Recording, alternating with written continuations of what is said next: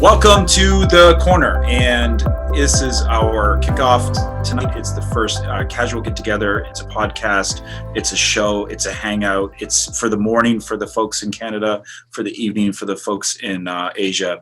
But I'm your host, Brooke Day, and I'm happy to be launching this platform, launching this podcast, and doing it with an old friend of mine who is 423 alumni.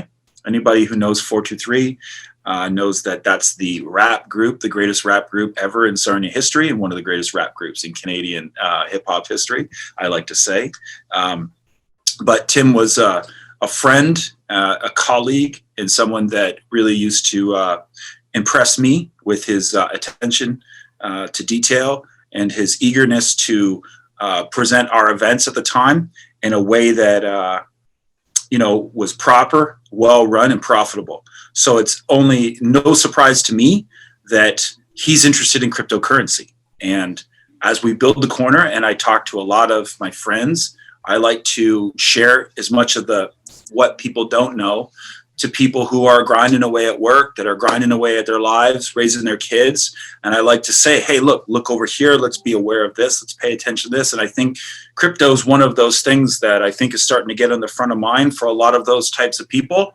And I'm happy to welcome my guy, Tim, and have a great conversation about it. So thanks a lot, bro. Yeah. No, my pleasure. So, yeah. Why don't you tell everyone what you've been doing? And tell us about sort of like your journey and how you found crypto. For sure. So I'm, it doesn't matter how old you are, but I'm 37 years old and one of the first digital natives and one of the earliest millennials. And we were fortunate where we grew up here to have computers in the home from a very early age. And so I got to watch the progress that technology made from a black and white screen to a color screen, to a CD player in the computer, to stereo sound, to the AOL, or from AOL to the internet, to high-speed internet, from mobile phones, which were, black and white, basically, flip phones, to color with cameras, to touch screens, etc. And seeing that progress over 35 years or so, I can see that money is starting to do the same thing, and that's what's really caught my attention to get us involved here. But my formal education, I did a politics degree at Western, and then my career sort of highlights are working for Lexus. As Brooke and I were talking about cars just before we got started, I'm a huge Lexus fan for many, many reasons, and then other automotive roles for the last 15 years or so. It puts you in a mind state, or it tunes you to looking at the fine details of a product and comparing numbers and specs and stats and that sort of thing. So about 4 years ago now, I received some Bitcoin from a friend as a sort of a gift, I guess you could say. He just had posted on Facebook to say, hey, anyone who wants some Bitcoin, I'll send you some right now. And it was a way for him to encourage people to adopt it or to learn about it. And that led me to starting to think about the idea of Bitcoin as a potential career path for me. And so 3 years ago or so, I started a master's degree, and I did a Master of Science in Digital Currency. And that's sort of where I'm at today. Like if I haven't seen you in 18 years to kind of get caught up on things, that's the 90-second capsule there. I'm shocked. I'm shocked that with all the political talk that I've thrown out into the social media space, that you haven't piped up once with that political science degree from Western. Go Mustangs! I'm surprised I haven't gotten one peep out of you over the years. I think you might have dipped in every once in a while, but I'm shocked that I haven't heard from you. Yeah, I feel like I might have at one point, but arguing about politics on the internet is not a good or valuable use of my time, I don't think. So it's something I certainly try to avoid. But in all honesty, starting that degree, I fell out of love with it very quickly. My first week of school was September 11th, 2001. And so, the world felt very different all of a sudden. And I also probably should have done maybe a career or an education in public relations or business rather than politics. It's what drew me to the school, but then it wasn't what I wanted to do. So I finished the degree. took as many business courses as I could at the time, economics, business and government, business ethics, that sort of thing. But I knew that I wasn't going to be a politician, that's for sure. So kind of left Not that career behind. in the policy side of things and the, kind of the bureaucracy, not looking at that. No, I think that's even worse somehow. I don't know. It's almost like the balance in like what we, I think that we need to put a little bit more of getting politics. We need to put a little bit more of the responsibility back with the elected official, But let's move on. Sure. You touched on involved with crypto. That's really, I would like to have some random guy going, hey, you want some crypto right now? That'd be wonderful. But if you can, and I think this is probably the most value that maybe the listeners and the people that are going to watch this podcast and YouTube show is going to get is give us the crypto for dummies. Like, what is it? Like, just as basic as possible. What is it? Sure. So cryptocurrency is a form of digital money. Hopefully we all have some cash in our pocket, and we understand that it works, but maybe we're not exactly sure how. It's in our country, it's a plastic piece of paper in a sense with a pretty color and somebody's face on it, and everybody takes it and everybody wants it, and most folks have an unlimited appetite for more money. But digital currency is simply a new way to express value or to hold value where there is no physical interpretation of that value anywhere. So yeah, well said. Yeah, it can be explained many different ways, and you never know. That's a great explanation. I think one of my close friends here in Taiwan, one of my partners, he talks about money. Fiat currency is just a store of value. It's a store of value, and it's transferable. That's what makes it current.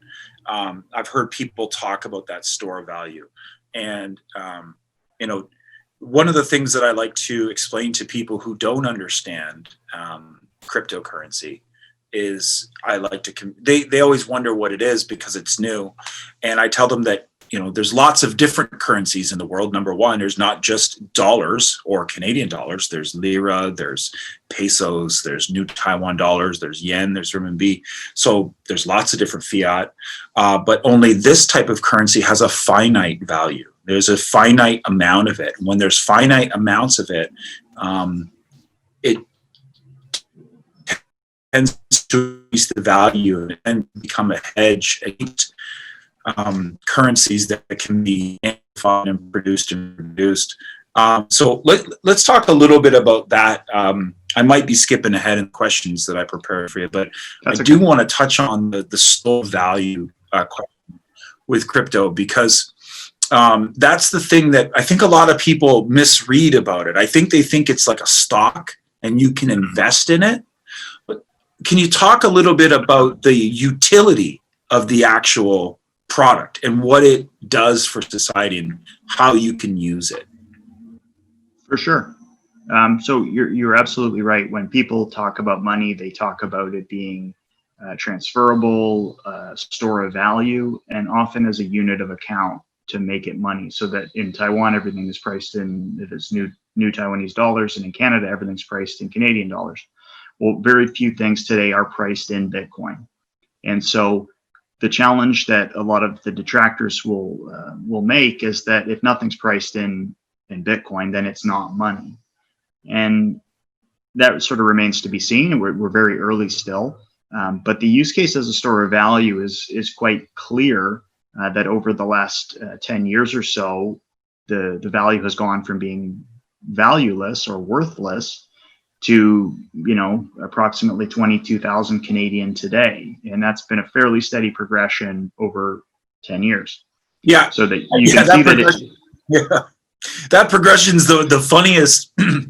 If you showed that chart to the naysayers of crypto and you said, oh, it's volatile, and you showed them that chart over that long term, and you saw how steady that progression is, that's a visual learning tool that I think a lot of people changed their mind when they saw it. Yeah. Yeah. So as a store of value, what that could mean for folks, and it does get fairly political, because we have to make these decisions about, as a country, how will we run our money system? because there's an unlimited demand for additional money or more money, will money have any legitimacy if the government continues to just print and print and print? And a lot of folks think that the legitimacy of the money is eroded over time by that printing, or what we call inflation.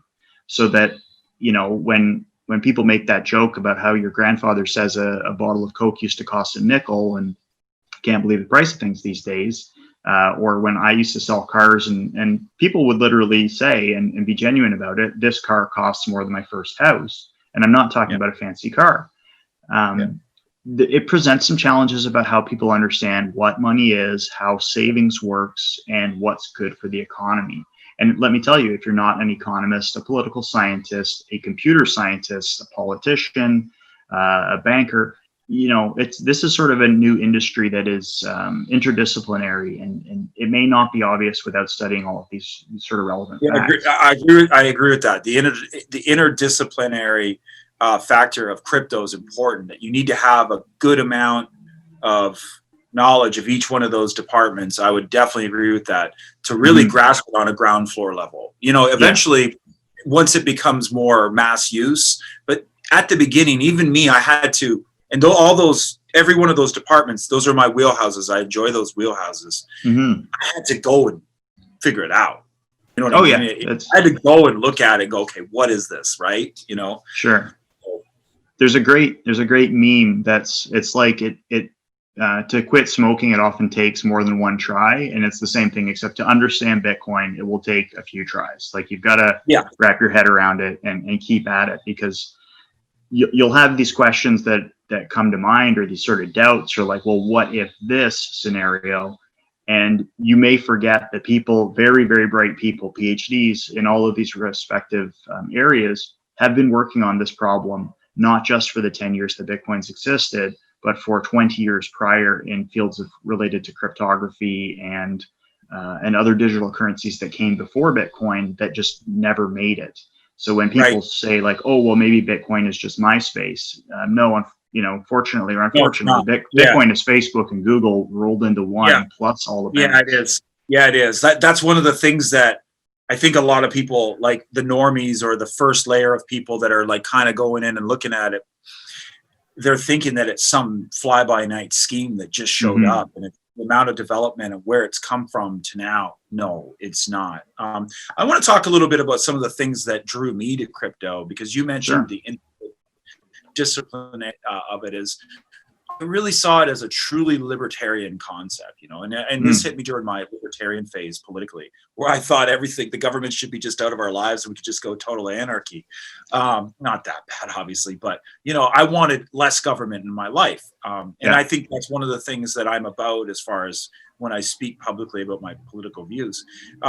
Crypto is the detachment from, as you say, the boot of industrialism, corporatism, the financial, you know, the SWIFT system, basically the global monetary system. It's freedom from that. And, you know, could you talk about how easy it is to transfer crypto, and the relationship between the fees and how it's free? I mean, you know, like, you don't need to have authorities, you know, sanctioning Tim. You know, can you talk to I could, but I'd prefer for you keep sharing your viewpoint.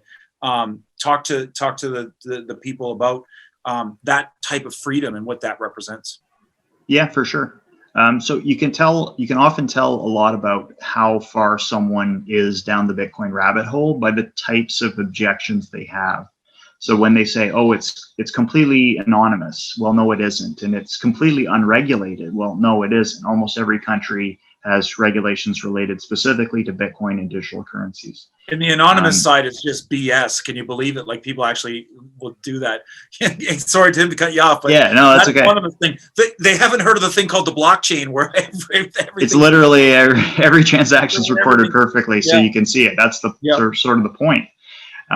But you know, Bitcoin itself is an open, decentralized, permissionless system like the internet. If you want to make a website today, pretty much anyone can do it. It's some small technical barrier to learning how and getting it set up. There's services that will help you if you want. It's just like getting a Gmail whatever you want to do. It's just a service that everyone can use, and that is not monitored, but that no one has to give you permission. And so the ability to send a transaction to anyone in the world, just like on the internet, sending an email, it happens just as fast and for the most part, just as cheaply. In that, email is not free in the sense that most folks use Gmail, and Gmail subsidizes your email by selling you ads based on what's in your inbox. And iPhone, Apple Mail or iMail, whatever it's called, I don't even know. They do it by selling you overpriced hardware that has shiny hard edges that you love, and then you're willing to pay $300 more than the equivalent Android product. So there's sort of no free lunch in the world. And with cryptocurrency, it is what people, I think, consider unfairly cheap. You can send it for nearly for free. Even an email money transfer in Canada costs about $1, and Swift payments, I don't know what they cost. It's not insignificant at all. Western Union is extremely expensive as a percentage of the amount you're sending for things like international remittances. So if you have your countrymen or family that you want to send money to in places that don't have the same sophisticated banking structure that the West has, you're going to pay a significant portion of that as fees. Now, it's probably still worth it if you can send 100 US or 100 Canadian dollars to someone in a small village. That's going to go a long way, even if it costs you $35. So 35% loss. It's still going to make a huge impact to your family. So you'll take the chance and you'll do it. But with Bitcoin, you can send any sum of money, from the largest to the smallest, typically for under $1. But unfortunately, too much of a good thing, or not too much of a good thing, rather, when there is such a good thing like that, people will come to it and use it, and it's sort of quickly sold out. They'll sell out all the space, and that will drive the fees up, the costs up. Yeah. That let's corner that for a second and sort of just circle back to what you were saying there and talk about what I like as the permissionless. I'm really attracted to that. For one of my arguments that I hear a lot in the circles of people thinking about Bitcoin is, well, what's its value? What's its intrinsic value? Well, to me, that's its intrinsic value, is that it is permissionless, and that I don't have to go into a bank, give them my idea, beg for permission, be a good boy, be part of the system, not get in trouble, and be allowed to move money around the world and get people who need money from, say, me, to borrow, to invest, to build companies, or family members who need a lending hand. It's done quickly. Yeah. And to me, if you are a freedom-loving person, and one of the things about the corner is that it's one of our corners is freedom, right? We want to promote freedom. We want to have rational discussions about the line between the government protecting and making sure everyone's safe, but also staying out of our lives. And this is what attracted me to crypto about, say, 6 years ago, when I first started hearing about it. I was like, ooh, that sounds like we're ending the Fed. That sounds like we're going against the banksters, and I got excited about it. Let me ask you, when did you make your first, so you got given some crypto, when did you make your first dive into it? When did you make your first purchase, and how? What was the platform? That's another thing too. Like, I want to talk about what you bought and how you bought then, but also, how do you buy now? Share with people about how easy it is. Like, bridge that gap, to the point where people can just go do it. For sure. So in 2016 was when I was given this $5, and I didn't, like, $5 isn't any kind of money, so I didn't really pay any attention to it. I was in an airport in March or April of 2017, and I thought, well, let me look at the price of Bitcoin and see what's happened. And from December to early spring, it had done 10x. It had gone up from 5 to 50. And I mean, $50 is still not much money, but I thought, well, that's something powerful has happened in the last 3 months, and I have no clue what it was or how to explain it or any idea really about what had happened. So that prompted me to really dive in from an education standpoint and start to consume a lot of material related to Bitcoin. And if you're listening today on the podcast for the first time, you're hearing some of these ideas, you may have more questions than answers for quite a while. But one of the names that you bump into Andreas Antonopoulos is somebody I would recommend to gain an education, because the education is more important than the money at first. And even for the first few years, when we're talking small sums, the education is the part that's valuable here. So take some time to learn. After I had done that, I was comfortable to invest, I don't know whether it was $100 or $50 additionally, to sort of see how that process works. Because 4 years ago, it was not as easy as it is today, though it was still pretty, yeah, it was still pretty easy. At the time, the barriers are opening and opening as the days goes on. Yeah. Yeah. Things are sort of changing. There's more and more companies in every individual country. So at the time, I used Coinbase, which I think was probably the biggest seller of Bitcoin at the time. And at the time, you could use a Canadian Visa or MasterCard to buy it. So that was one of the things that they think led to the huge run up in price, was that you could just put thousands of dollars on your credit card and just gamble, essentially. Like, no one had any idea of the power, I think, of the price moves that the thing could do. Because, of course, just like any other asset, it's supply and demand, but it's supply and demand on the margins. As you said, there will never be more than 21 million Bitcoin. And so for the next additional Bitcoin, the price has been going higher because folks want to hold on to it as a store of value. So I would have used Coinbase for a little while until they stopped taking credit card. And then it was like, well, how am I going to get my Canadian dollars to a US firm? And so I was sort of discouraged by that. And I never really went any further than Bitcoin and Ethereum. Those were the sort of two big players, and still are. At the same time, as in this period of 2 or 3 years, there became 5,000 other coins or cryptocurrencies. And it became very difficult, I think, for the average investor to determine what's a scam and what isn't, be it an outright scam. Be it an outright scam or a scam of ignorance, where folks set up this coin with grand plans with no ability or understanding of the level of maturity it would require to bring it to fruition as a cryptocurrency project. So tons of people lost tons of money. I think we're talking now December 2018, where the price just starts to crater. Is that right? Or January 2028. Pardon me. Well, let me look at my app here. Like, I didn't just load up the app real quick, make sure it sees my face. There's a new my market actually. My market just added a bunch of new crypto coins to it that I didn't know.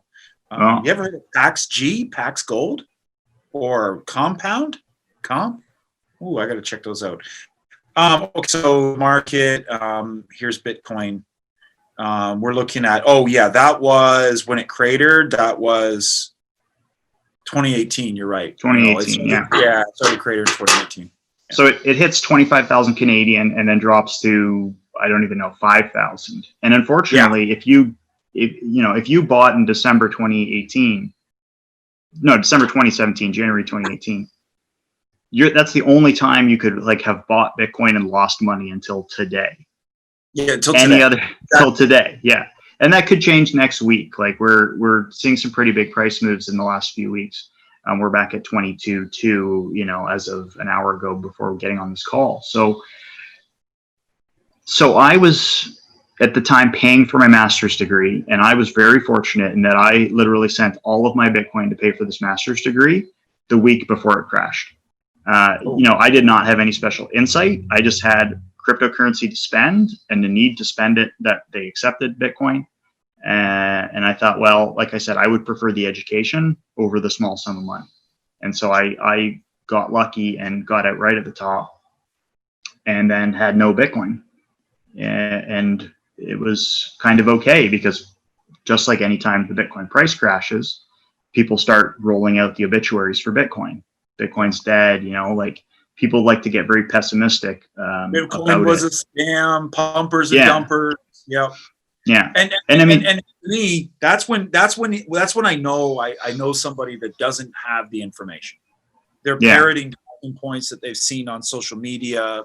They've seen some smart looking guy on MSNBC or Fox News, and they've basically just copy and pasted what that person has to say. I think one of the things I like to tell people who are skeptical is, think about Bitcoin as gold.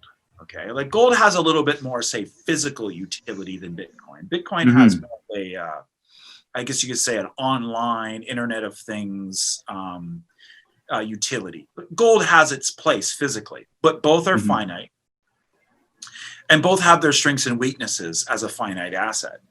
But Bitcoin, because you can pay for it at the store or the cafe, to me, operates so much more flexible as a real traditional currency, whereas gold is more of a traditional hedge store where you're buying gold to hedge. You're buying gold as a safe harbor. Whereas Bitcoin, you can transact with it, you can invest with it, and you can store it because, of course, it's got the finite characteristics. Once PayPal started accepting Bitcoin, to me, that was a big first step in really getting to the regular process of just thrift stores, convenience stores, fast food, having the mechanisms and the actual tools and devices to be able to allow consumers to pay in Bitcoin. You agree with that? Mm-hmm. Yeah, and PayPal, that was just 3 weeks ago, right? Like that's not a long time ago. Yeah. That's it. But that's the sign we've been waiting for. Yeah. Yeah. When I say that to people, and have said that, I said, hey, it's the gold that you can transact with it. But they'll say, but Brooke, I can't. Where can I? Well, you can't on PayPal now. And everything you buy on Amazon, eBay, everywhere, you pay with your PayPal account. But I do think that that's one of the big challenges, maybe, which is that this is more like PayPal in a last death throw, trying to make itself relevant again. Like, I don't think about, of course, eBay is not a small company and neither is PayPal, but at the same time, who cares? Like, I'm not buying and selling things on eBay anymore. That was something that I might have done 20 years ago. I do. Everything I buy has to be on eBay. Yeah, I buy a lot of stuff on eBay. Maybe it's different regionally. Where are you shopping? I don't know. Where are you shopping? Sorry? Where are you shopping? What are you using? Amazon, mostly. Okay, well, Amazon will know. Like, isn't Amazon connected to your PayPal account as well? I'm pretty sure it is, yeah? It could be, but I don't. Yeah, I don't use PayPal. Like, that's, again, to me, it's... credit card? Yeah, hits the credit card. A lot of, fraud. There's better fraud prevention, better rewards, that kind of thing. Okay, okay. Yeah. But yeah, we're seeing shifts in what money is, and I think that most people are accepting of it. And as over time, 15 years ago, if you used a credit card to pay at McDonald's for an ice cream cone, that would have looked pretty strange. You're buying a $1 ice cream cone with a Visa or MasterCard. Like, Visa or MasterCard used to be like a prestigious brand that you had to earn the credit rating to get one, and then you could buy something that was more expensive than you could afford because it would break it into payments or whatever. But now it's just, cash free, cashless, with fraud prevention built in, with a reward, and with no change, like no handling of money. And that was before COVID. And now, of course, that's even more relevant. But people now tap their phones. They don't even tap their cards. I'm sure you have tap pay there, right, in Taiwan? Yeah. And maybe even things like we got a lot of local stuff. Yeah, we got things like Alipay, WeChat Pay here as well. WeChat Pay. Yeah. That's a good segue, actually. I wanted to progress us through these questions because we've got so many, and I'm looking at the clock. I don't want to go super long here. I don't know how long we've been going, but it's been a nice fluid conversation so far. You touched on money, right? And last ditch efforts with PayPal, and you're talking about currency. Considering the possible debt reset, one of the things that I've been talking about quite a bit with my friends privately, and now I'm starting to talk about it on my platforms, is the great debt reset, and the fact that our central banks are printing a considerable amount of money. And it's simple economics. It's once there's so much supply in the system, that currency is going to be worthless. It's useless, and eventually. Your currency and your debt valued in that currency, you can't make enough currency to pay for your debt, and that's what leads to an insolvency, and that's where we're headed. What's the role of, let's say, Bitcoin or cryptocurrency in this debt reset? How do you see it being positioned? Are you full bull? Are you full in, or are you still a little bit reserved, or are you wait and see in the middle? Well, how do you feel about the position of crypto, specifically Bitcoin? I think that my personal holdings, which sort of show that I'm full bull. Mm-hmm. I'm certainly not 100% Bitcoin holdings, and I don't recommend that. People would say it's irresponsible not to recommend that, but that's definitely not, and certainly this is not financial advice either. But I think that for most folks, a small percentage of their wealth held in Bitcoin is a good idea. That could be 1% to 2% for those that don't have a ton of dough or a big portfolio, or for folks that do have a big portfolio where that represents a large dollar value.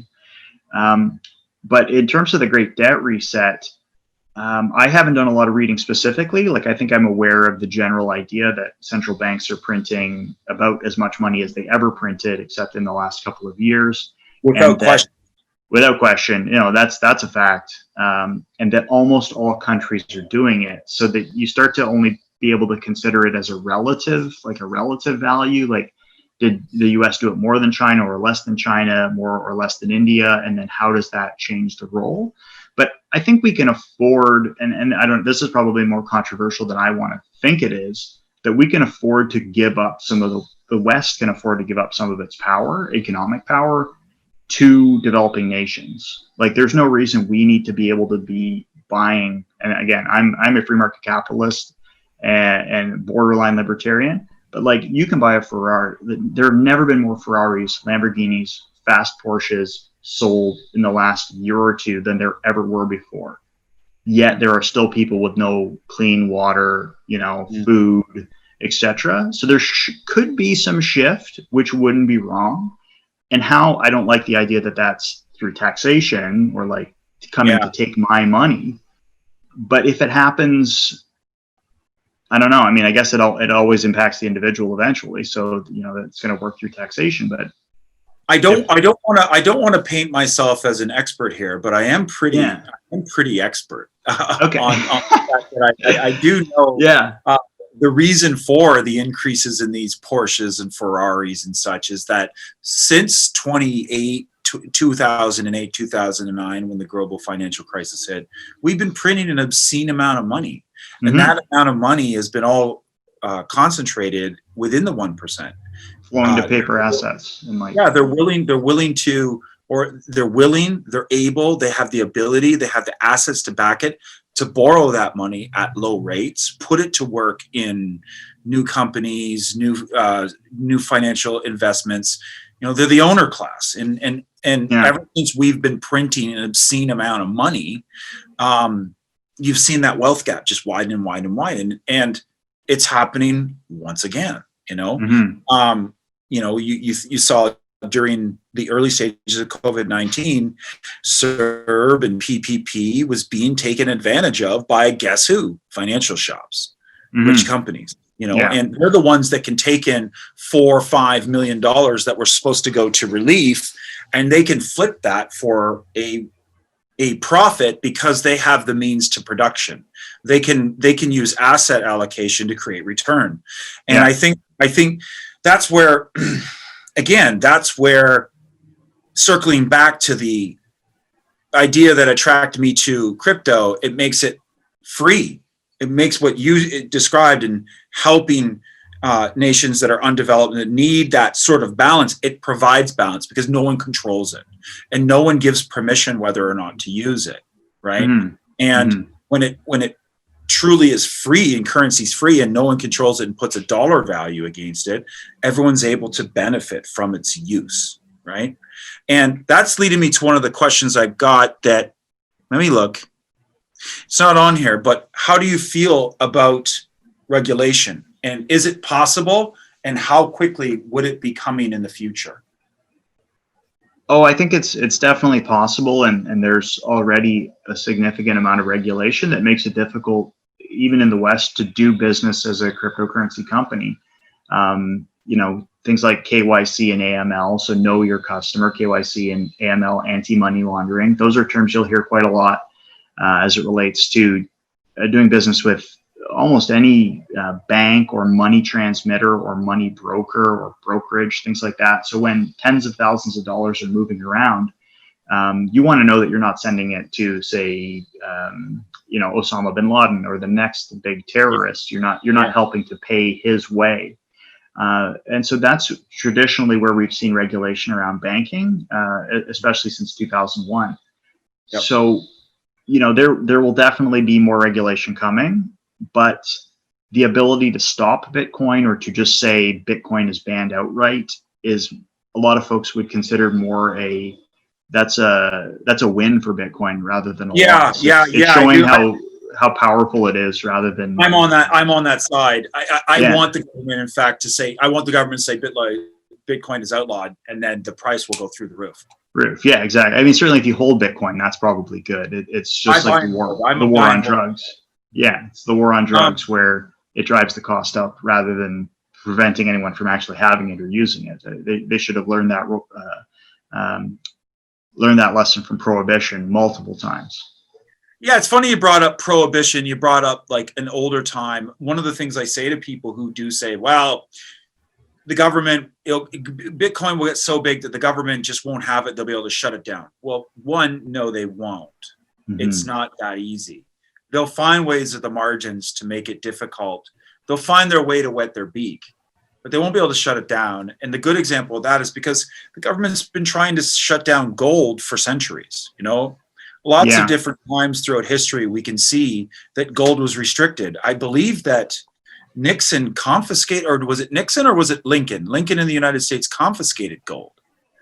There was confiscations of gold. You weren't allowed to have it. You weren't allowed to possess it. At one point, owning gold was illegal. I mean, gold has fought that battle, and we've got a precedent there with gold to be able to say, really, I'm not sure about that. I'm with you on those thoughts. I'm probably a little bit more irresponsible with my asset allocations with Bitcoin. I'm specifically Bitcoin and Ethereum as well. I'm not in any other. I'm not in any other cryptocurrencies. We could get into the conversation of Bitcoin over Ethereum. I want to keep this, just surface layer. I want to get into the technical aspects. But I'm long. I'm not a trader. I'm buy and hold. I don't pay attention to the noise. If you really truly believe in what it could be and the projections of it being one Bitcoin worth $25 million in the future, if you believe in that, you really truly believe in that, you're long. That's the way I'm. Real quick though, before we wrap this up and you guys can get on to your lovely days. Fall days. It's probably starting to get pretty cold there in Canada. Tim, where are you living right now? Where are you at? I haven't asked you. I'm in Sarnia back again. Okay. I was working here until the start of COVID, and then 3 years ago, I bought a house. No, 4 years ago in December, I bought a house here. And lovely. So it's good to be back by the lake, right? I come home in June. I'm an avid golfer these days because I can't play ball no more. And I come home and man, I love June in Sarnia. God, it's such a nice city for the summertime. And I'm sure it brings back a lot of good memories. But I really enjoy living over here. I don't see snow. I haven't seen snow for 18 years. Wow. Yeah. Well, no, excuse me. I did because I was living in China. I'm looking for the brand that I operate here in Taiwan for a year, and it snowed in Shanghai, and it snowed like for real, like it snowed. Yeah. It wasn't like it wasn't a little dusting. It was snow with ice and snow on houses and trees. And I was like, whoa, snow. It was a really novel thing for the day. But real quick to wrap up, what platforms do you recommend people to download on their phone and open an account and make it easy? What is the easiest way for someone to get into this? It'll entirely depend on where you are, but in Canada, I like Newton, Isaac Newton. Yeah. And another one called Shake Pay. And they're both they kind of make it fun or a game a little bit, which helps new users figure things out. It's uncomfortable, I think, the first time where a new app or some cryptocurrency company is asking you to send photo verification of who you are or sending your ID. Yeah. But they're reasonably trustworthy platforms that I would be willing to take a chance on to again, have the opportunity to get some Bitcoin.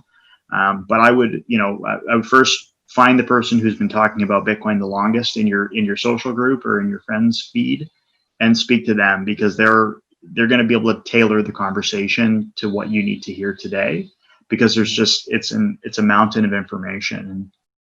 And again, you think it's something that you just heard about recently, so therefore you're starting fresh and like you're going to have an easy time. It's not yet easy, in the same way that you're 15, 20, 30, 40, 50 years of using money are. Like, it's just having cash in your pocket. It's not quite like that yet, but it's better in every way. Yeah. No one sends postcards or letters anymore. Everyone sends email and instant messages. Yeah. This is that for money in a way that... Yeah, I think those little anecdotal kind of, comparisons like that really help people bridge the gap to understand what it is. So if there could be a web page of like how to easily explain it to people with those kind of statements, that would be really useful, I would think. I think Andreas Antonopoulos is the guy that I would go to. He has a lot of, like, let's say, conversations or stories that or analogies or whatever the case is to how Bitcoin is like the real world and then how it isn't. And then he's written a number of books called The Internet of Money. And that, I think, in a title in itself, like, if you see the progress that the internet has made in the last 35 years or so, you both recognize how far we have to go, but yet how far we've come. Some websites still kind of barely work some of the time, and then at the same time, look at all the cool things that we can do on the internet. It's unbelievable. But then even YouTube went down last week for an hour, and couldn't watch your favorite shows. To close it out, one of the things I like to pride myself on is being a realist. I think, to be an executive and an owner, you have to be pretty much a realist. You can't be ideologic. You can't be an ideologue, unless you're a sociopath. But I'm pretty a realistic guy. Let's just talk about what you feel might be the biggest impediment to cryptocurrency, perhaps Bitcoin or Ethereum. What's their biggest impediment for mass use? It's probably still just the user experience. No one cares that it's POP3 and IMAP that are powering your email. No one cares that it's HTML5 powering your web browser. They just want it to work and work really well and be free or extremely cheap, and offer them a level of service that's better than anything else out there. And with Bitcoin, it's getting there, but it's not there yet. And so the people, 8 years ago, maybe, or 6 years ago, was the real cutting edge. The early adopters, the nerds, they were super geeky. And in the last 3 years, since that huge price run up that we talked about, you've gotten the next contingent of folks who are willing to invest a little bit of time, but not this level of nerddom that it requires to do encryption yourself or things like that. And so, in the next big price run up, so if, we're 22.2 today, if we set an all-time price record this week, just in excess of 25,000 Canadian, well, that will pick up the media cycle. And now that they don't have the election to talk about, and the COVID story is like, we're bored of hearing that story because we know it's real, then, Bitcoin hitting 30, 40, 50 grand could present a huge wave of adoption. And when folks come to use the new tools that exist today, they're far better than they were last year and the year before and the year before, though some folks will still think, man, they could still be better. And that will, just spur that next round of innovation and investment that's required to move the industry forward. But again, I posted in that Facebook, I think that prompted us connecting. Every day I'm in the industry, every day I learn about a new company or new product, new service that runs on Bitcoin. Yes. And that's 10 years later. So yes, we'll see some bubbles, we'll see some booms and busts, and that's okay. And as long as you protect yourself. Yeah. One of the things I say to, because a lot of the people in my social circles, they're in the financial world. Yeah. So they're my business partners, my investment group, they're all financial people, and they're analyst types, and they're not traders. So they do look at the data, they survive off the data. But I like to argue back and forth with them about how a lot of investment and a lot of trading is psychological, and understanding human behavior and how important that is. And I think one of the things that I look at as far as the biggest drawback of cryptocurrency is the volatility. I mean, it hasn't been extremely volatile, but the story, the mass media, has been volatile. The storyline that they've portrayed, of course, they've portrayed it a certain way because it's in their interest to do so. But I think that the volatility side of the products, once that gets cleared up and people start to feel it's behaving more like a currency, like, you know, you don't have massive currency shifts, you know, like the United States dollar kind of does this, you know, and, you know, it doesn't do this. And even though crypto hasn't, you know, going up 10% and then dropping 6% when you're dealing with large sums of money, that's really volatile. So for sure. So people still look at it like I said, they look at it like a stock, not a store of value. And I think once it starts to be more mass adopted, like you just mentioned and referred to, you know, I think the market value of Bitcoin is only 200 billion. And you've got things like ETFs and index funds, as well as institutional money. They haven't dipped their toes into it too. And when they do, it becomes a massive multi-trillion-dollar asset. And when it does, I think that's when you'll see the volatility iron out and it becomes more mass accepted. Thoughts on that? What do you think? Yeah, definitely. You know, there's a number of steps that it will require for Bitcoin to become a mature market. And one of them was the win a couple of years ago where there was futures trading available at the CME and the CBOE. So another recent one, maybe even just 6 months ago, was a Canadian ETF. So you can buy Bitcoin now in your RRSP and TFSA accounts through a company called 3IQ, I think is what they're called. And even that Bitcoin ETF trades at a premium to Bitcoin. You know, the underlying assets of Bitcoin that they hold are worth less than the fund is worth because people value buying it in a way that they're comfortable through their traditional brokerage, and then in a way that's tax advantaged in their TFSA or RRSP. So, you know, those are two small steps. And the more people that hold it or want it, or when it reaches that level that gold has, as that traditional safe haven, counter-cyclical store of value, you know, in some words, unconfiscatable, except the times it was confiscated, you know, that will lead potentially to a less volatile Bitcoin, but perhaps to a Bitcoin whose price just continues to go up mostly forever, because there, again, will never be more than 21 million. And we're not in a regime where the government is printing less money, they're just continuing to print more. But if I could throw a question back at you before we wrap up, what are your thoughts about MMT, or modern monetary theory? And I can give you a quick primer if you're not an expert yet. Well, I absolutely am. And I'm not an expert, I'm a pseudo expert. And my thoughts on MMT are, well, I mean, MMT is ushering in UBI. MMT is going to replace the pension fund crisis that's developed. There's a crisis in pension funds. The ability the inability to pay all of the entitlements. You know, there's a lot of printing going on because of COVID. There's automation that's coming in. There's Internet of Things, and there's the concern with that, autonomous vehicles, and how it's going to displace millions of jobs. And, you know, central banks are basically saying MMT is the UBI precursor, and it's going to be what rolls that out, and it's going to be what fixes all this. And to me, that's just the gasoline that lights the crypto fire. It creates the raging burn, because once money becomes that MMT, that easily given, it's not worth anything. To me, like, everything you get in life has to be worth something. We make money because we trade time, or we trade our intelligence, and we invest, you know. If it becomes cheapened in any way, and it has, they have to give you more of it. And at a certain point, they can't give you any more. So either they forgive your debt, which is the great debt reset, and then give you a UBI, or they try to cling to the old system, and we face a debt insolvency, which would be, you know, free market, right? Free market, everything would collapse, creative destruction would take place, and then Bitcoin rules. So that's kind of my thoughts, trying to cover as much ground as possible right there. Yeah. Anyways, I got to get going. Very good.